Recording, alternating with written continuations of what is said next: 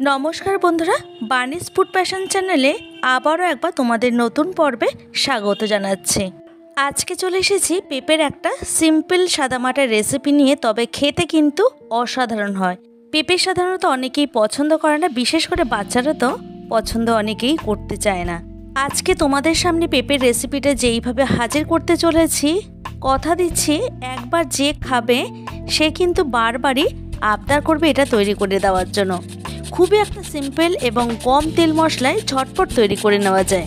চলো তবে এবার রান্নার মূল পর্বে যাওয়া যাক। আমি এখানে একটা পেঁপেকে খুব ভালো করে ধুয়ে নিয়ে পিলারের সাহায্যে চোকলা ছাড়িয়ে নিয়ে এরপর একটা গ্রেটারে ঠিক এইভাবে দেখো ঘষে নিয়েছি। এইবার চলে যাচ্ছে রান্নাটি করার জন্য। গ্যাসের উপর একটা কড়াই বসিয়ে দিয়েছি। কড়াইটা ভালো মতো গরম হয়ে যাওয়ার পর দিয়ে দিলাম সাদা তেল। রান্নাটি এখানে সাদা তেলেই করব। তেলটা এখানে গরম হয়ে গেছে। এরপর এর মধ্যে ফোড়নে ব্যবহার করছি কালো জিরে।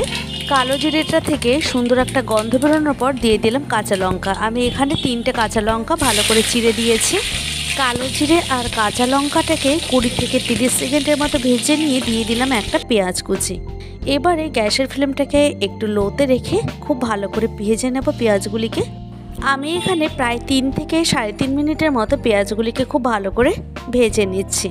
তো দেখো এখানে পেঁয়াজগুলি কিন্তু অনেকটাই সফট হয়ে গেছে। এবার এর মধ্যে দিয়ে দিচ্ছে হাফ টিস্পুনের মতো জিরের গুঁড়ো। এটা কিন্তু পুরোটাই অপশনাল, দিতেও পারো না হলে নাও দিতে পারো। স্বাদ অনুযায়ী নুন ব্যবহার করলাম। এরপর এর মধ্যে দিয়ে দিচ্ছি হলুদ গুঁড়ো কালারের জন্য। এখন সমস্ত উপকরণগুলিকে একটু ভালো করে ভেজে নেব। গ্যাসের ফ্লেমটা কিন্তু আমার এখানে লোতেই আছে।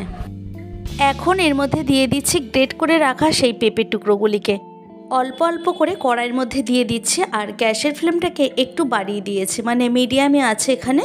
তারপর খুব ভালো করে নাড়াচাড়া করে নিয়ে এইভাবে ভেজে নেব। তবে হাই আঁচে ভাজলে কিন্তু নিচে থেকে লেগে যাবে, তাহলে কিন্তু টেস্টটা একদমই ভালো আসবে না।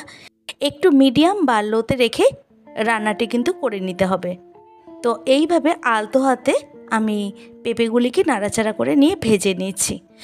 এই রেসিপিটা কিন্তু অনেকটাই আলু ভাজার মতো দেখতে লাগে। বাচ্চারা তো ভীষণ মজা করে খাবে, ওরা বুঝতেই পারবে না এটা আলু না পেঁপে। আর যে কখনো এর আগে কোনো দিন পেঁপে খায়নি বা খেতে চায় না, তাদেরকে যদি এইভাবে রেসিপিটা তৈরি করে দাও, তাহলে রোজই আবদার আসবে এটাকে তৈরি করে দেওয়ার জন্য। এটা রান্না করতে একদমই বেশি সময় লাগে না, আর খুবই কম তেল মশলায় কিন্তু ঝটপট তৈরি করে নেওয়া যায়। হাতে কম সময় থাকলে তোমরা রুটি পরোটার জন্য এটা ঝটপট তৈরি করে নিতে পারবে। এদিকে একটা লিড চাপা দিয়ে দিলাম। আরও 5 মিনিট পর ফিরে এসে আমি লিডটাকে উঠিয়ে নিচ্ছি। এখন মাঝে মাঝে এইভাবে ভালো করে চেক করে নিতে হবে আর কন্টিনিউ নাড়াচাড়া করতে হবে, না হলে কিন্তু নিচে থেকে লেগে যেতে পারে।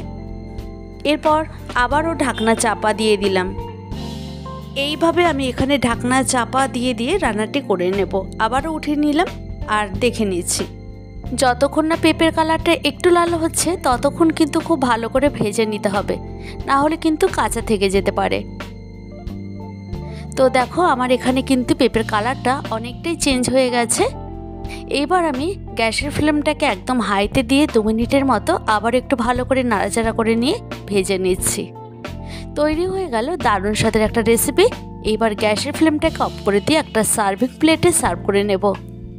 যদি আমার চ্যানেলে এই ধরনের আরও নিত্য নতুন ভিডিও পেতে চাও, তাহলে অবশ্যই প্রচুর লাইক কমেন্ট শেয়ার করো। তোমাদের লাইক আর কমেন্ট আমাকে আরও নতুন ভিডিও তৈরি করার মোটিভেট করে। দেখা হবে নেক্সট কোনো ভিডিওতে। ভালো থাকবে প্রত্যেকেই, আর তোমরাও কিন্তু সবাইকে ভালো রেখো। আমার পাশে এইভাবে থাকার জন্য তোমাদেরকে অসংখ্য ধন্যবাদ।